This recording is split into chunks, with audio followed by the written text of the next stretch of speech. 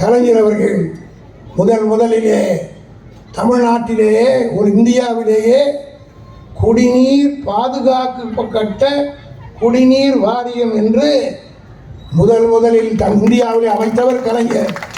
அவர் போட்டது தான் இன்னைக்கு தமிழ்நாடு பூரா குடிநீர்.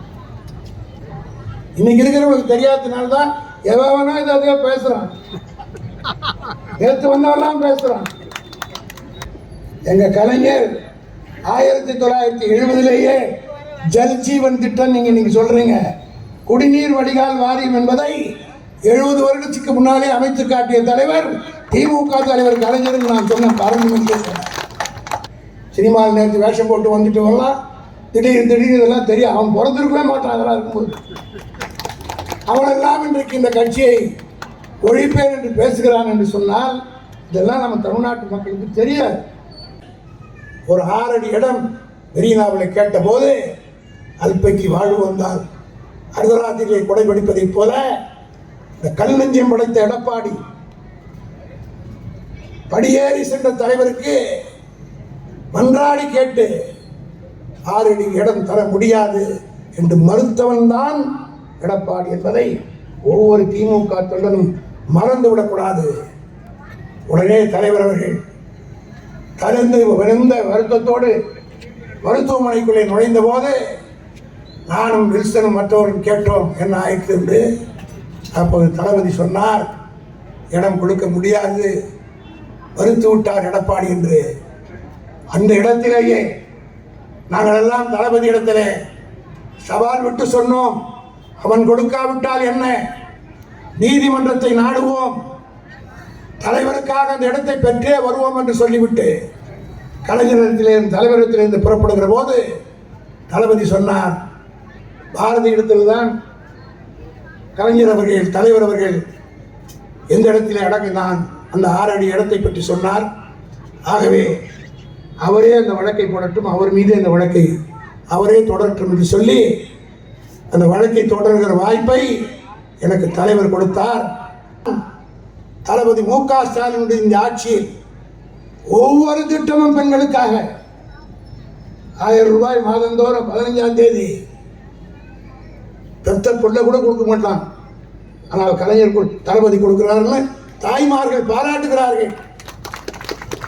அதுபோல ஒவ்வொரு திட்டங்களை எல்லாம் சொல்லணும்னா கடைசியாக முந்தா நேற்று அண்ணா பிறந்த நாள் அன்னைக்கு ஒரு திட்டத்தை அறிவிச்சிருக்கிறார். பார்க்குற போது எனக்கு கண்களே தண்ணீர் வந்து விட்டது. உலகத்தில் எந்த தலைவனுக்கும் வராத சிந்தனை. உங்களுக்கெல்லாம் தெரியுமா, நீங்களாம் பிள்ளை குட்டி கத்தவங்க, அப்பா இல்லைன்னா கூட ஒரு புள்ள வளர்ந்துருவான். ஆனால் அம்மா இல்லாமல் ஒரு புள்ள வளரவே முடியாது. அப்பா செத்துட்டா கூட பிள்ளை அம்மா வீட்டு வேலை செஞ்சாது, 10 பாத்தம் செய்தா தோய்த்த கழுகாது, 6 வயிறு கஞ்சி நமக்கு இல்லாவிட்டாலும் நம் குழந்தை சாப்பிட வேண்டும் என்று செய்யக்கூடியவள் தான் பெண். ஆனால் அந்த தாயும் இல்லாதவர்கள் எத்தனை பேர் இருக்கிறார்கள். கணக்கெடுத்து பார்த்தார் தலைவர், தமிழ்நாட்டிலே ஏறத்தாழ 6000 குழந்தைகளுக்கு அப்பா யாருன்னு தெரியாது, அம்மா யாருன்னு தெரியாது. அப்பாவும் செத்து விட்டார், அம்மாவும் செத்து விட்டாங்க. அவர்களை எல்லாம் தமிழ்நாடு பூரா கணக்கெடுத்து மாதந்தோறும் ஒவ்வொரு குழந்தைக்கும் 2000 ரூபாய் கொடுக்கிற தாய்மானவராக நம்முடைய தலைவர் தளபதி திகழ்கிறார்.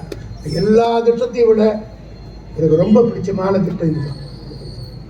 காரணம், இப்போ சொல்கிறாரு அப்பான்னு சொல்கிறாங்களே தப்பு. நான் கேட்குறேன், இந்த 18 வயசு வரல அந்த குழந்தை கொடுக்க போகிறார், 18 வயசு வரல படிக்க வைக்க போகிறார். டிகிரி படிச்சுட்டு அவன் கலெக்டராக வரும்போது, தாசில்தாராக வரும்போது அவங்க அப்பன் பேர் என்னன்னு கேட்டால் யாருன்னு போடுவான், சத்தியமா ஸ்டாலின் தான் எழுதுவான்.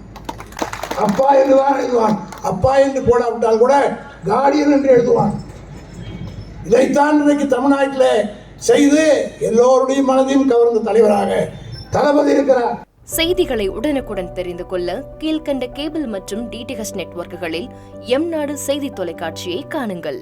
பாதகம் செய்பவரை கண்டால் நாம் பயம் கொள்ளலாகாது பாப்பா, மோதி மிதித்து விடு பாப்பா, அவர் முகத்தில் உமிழ்ந்து விடு பாப்பா. அண்மை செய்திகளை உடனுக்குடன் தெரிந்து கொள்ள இணைந்திருங்கள் எம்நாடு தொலைக்காட்சியுடன்.